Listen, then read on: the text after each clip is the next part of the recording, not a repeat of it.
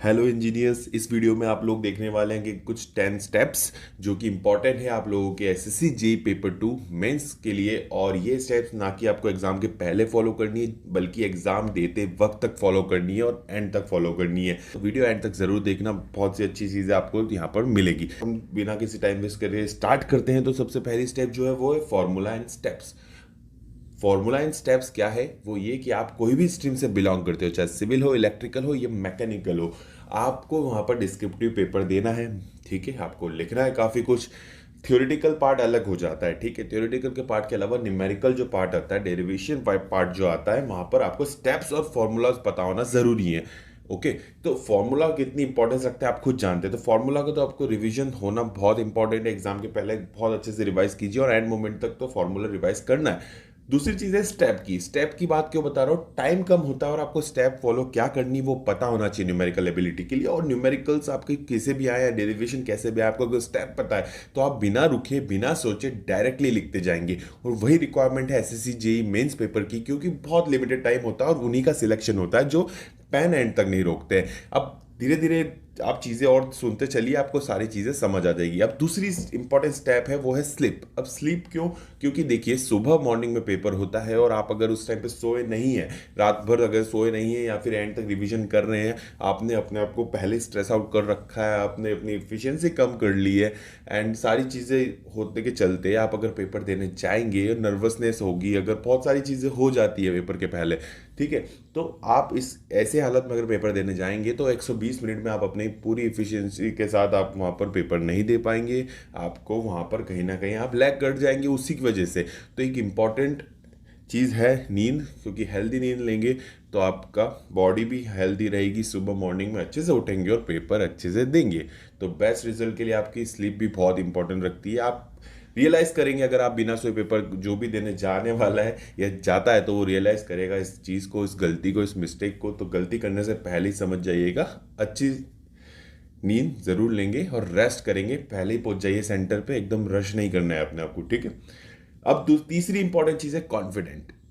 Confident या फिर आप अपने अंदर कॉन्फिडेंस रखिए। क्यों? क्योंकि हमने जो रिवीजन किया है अगर हम उसी से कॉन्फिडेंट नहीं रहेंगे, हम उस पर कॉन्फिडेंस नहीं रख पाएंगे तो कैसे चलेगा भाई? बताइए मुझे। अगर आपने जो तैयारी की है, अगर आपको उसी पे भरोसा नहीं है, एग्जाम के पहले एक मोमेंट पहले तक आपको भरोसा नहीं है, तो आप कैसे उस तैयारी के बलबूते पे यहाँ पर आप क्रैक कर पाएंगे या फिर सिलेक्शन ले पाएंगे? तो आपने जितनी भी मेहनत की है एग्जाम के पहले, मतलब एग्जाम देने से पहले, आप उस मेहनत पे भरोसा कर लीजिएगा कि हाँ मैंने इतनी मेहनत की है और मैं इस मेहनत से ही एग्जाम को क्रैक करूंगा। तो वो जो एफिशिएंसी वहां से निकल कर आएगी वो बहुत बेस्ट रिजल्ट देगी आपको। चाहे आपका सिलेक्शन होता है उससे नहीं होता है, वो आपकी तैयारी पर डिपेंड करता है, पर आपकी जो तैयारी है उससे आपको बेस्ट रिजल्ट आपको तैयारी के अकॉर्डिंग लाना है, तो आपको उस पर भरोसा रखना पड़ेगा। तो एंड मोमेंट पर आप अपने को ये मत सोचिएगा कि मैंने कम पढ़ा है या सबने ज़्यादा पढ़ा है, मेरा सिलेक्शन होगा या नहीं होगा। चलिए हम आगे मूव करते हैं। तो चौथी चीज़ है वो है पेन। अब पेन की क्या इंपॉर्टेंस है? देखिए पेन बहुत इंपॉर्टेंस रखता है यहाँ पर एसएससी जी मेंस एग्जामिनेशन में। अब बहुत सवाल आते हैं, black pen, blue pen, gel pen, pencil, ये सारी चीज़ों पर मैं वीडियो पहले भी बना चुका हूँ हमारे मेन चैनल पे। आपने नहीं देखा तो देख लेना, नहीं तो कोई दिक्कत नहीं है, मैं बताने के लिए हूँ ना।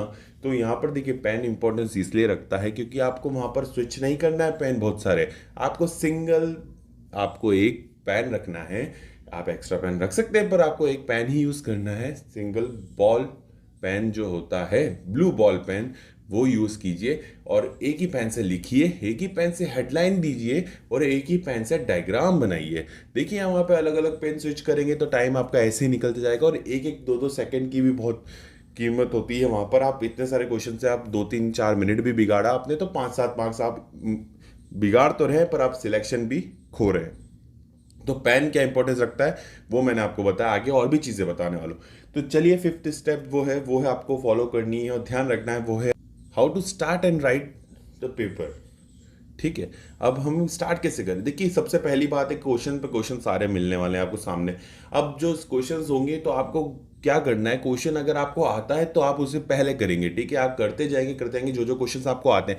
आप भी किसी भी क्वेश्चन पे अगर डाउट रखते हैं, आप सोचते हैं कि मुझे टाइम, मतलब मैं अगर इस पर टाइम दूंगा और मैं ऐसे सोचूंगा कि अगर हाँ ये क्वेश्चन मैंने इस पर टाइम दिया, अगर सोचा थोड़ा बहुत तो मैं इसको कर लूंगा और मेरे पास मार्क्स मिल जाएंगे, 15 20 मार्क्स का क्वेश्चन है। तो ये गलती बिल्कुल मत करना। आपको जो पहले श्योर हो जिन क्वेश्चंस को वो पहले कर दीजिएगा।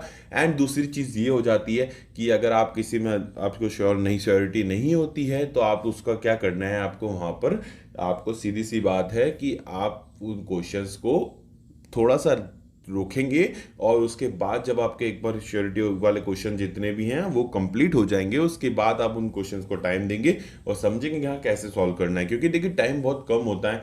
आप अगर ये चीज़ किसी एक क्वेश्चन में अगर फंस गए और वहाँ से आपका टाइम बहुत ज़्यादा चले गया तो आप वहाँ पर काफ़ी मार्क्स लॉस करने वाले हैं। ठीक है, क्योंकि ये देखिए जनरली एसएससी मेंस एग्जामिनेशन का एक फैक्ट और एनालिसिस करी हुई चीज़ ये है कि अगर वहाँ पर 5 मिनट आपका खोते हैं तो 5 मिनट आपका कम से कम 10 से 15 मार्क्स के बीच में आप खो देते हैं, क्योंकि वो उतना ही टाइम लगता है इतने बड़े क्वेश्चंस को करने में। तो आपको सोचना है 15 मार्क्स पे तो काफ़ी सिलेक्शन रुक जाते हैं, सिर्फ एक कैंडिडेट का नहीं।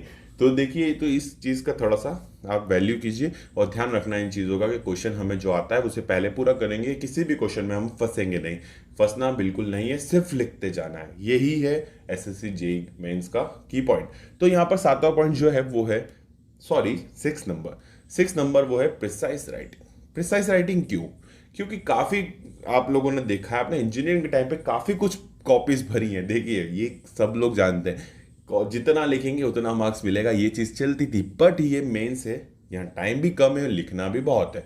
तो आपको क्या करना है, प्रिसाइज राइटिंग करनी है। आपको एक्स्ट्रा बहुत कुछ नहीं लिखना है, आपको अप टू द पॉइंट लिखना है। देखिए मैंने मेंस की कॉपीज के वीडियो बनाया, उसमें बताया कि थ्योरी के मार्क्स आपको फुल बहुत रेयरली मिलते हैं। फिर थ्योरी में मार्क्स आपको काट ली जाते हैं, न्यूमेरिकल में फुल मार्क्स मिल जाते हैं।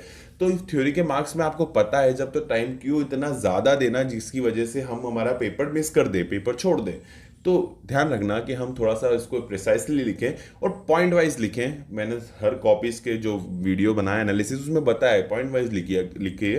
तो पॉइंट वाइज आप जब लिखेंगे तो उसमें आपको इंपॉर्टेंट चीज़ें लिख देनी है, तो आप ताकि सामने जो चेक करेगा उसे पता चल जाए कि हाँ लिखा सब कुछ है, तो मार्क्स आपको अप टू द पॉइंट मिल जाए। बस इतना करना है, आपको एक्स्ट्रा कुछ भी नहीं लिखना है, कॉपी नहीं भरनी है। बिल्कुल ध्यान रखना, अब तो लिमिटेड स्पेस मिलती है, तो ध्यान रखिएगा इस चीज़ का।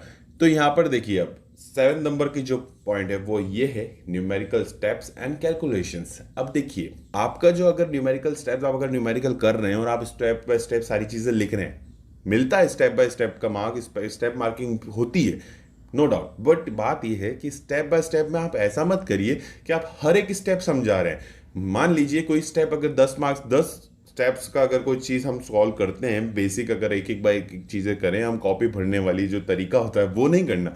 आपको लिमिटेड स्टेप लिखनी है जिससे उसे समझ में आया कि हाँ नेक्स्ट स्टेप में ये हुआ था, उसके बाद उसमें ये वैल्यू पुट करने के बाद आंसर ये आया। आपको ये नहीं करना है कि अगर यहाँ पर ये चीज़ निकाली फिर नेक्स्ट स्टेप में हमें इसको लेफ्ट माइनस में इधर गए इक्वल टू के इधर ले गए, ये सारी चीज़ें फॉलो नहीं करनी। काफ़ी लोग कर देते हैं, जो नहीं करते हैं वो समझदार है और ये चीज़ समझते हैं कि एसएससी जेईई मेंस में हमें क्या देना है, डिलीवर करना है। और जो करने वाले हैं वो चीज़ इस चीज़ से वार्निंग की तरह समझिए इस चीज़ को कि आपको ये चीज़ें नहीं करनी है। आपको बिल्कुल डायरेक्टली लिखना, और डायरेक्टली भी ऐसा नहीं कि आप डायरेक्टली लिख दे रहे हैं फॉर्मूला और आंसर डायरेक्ट नहीं।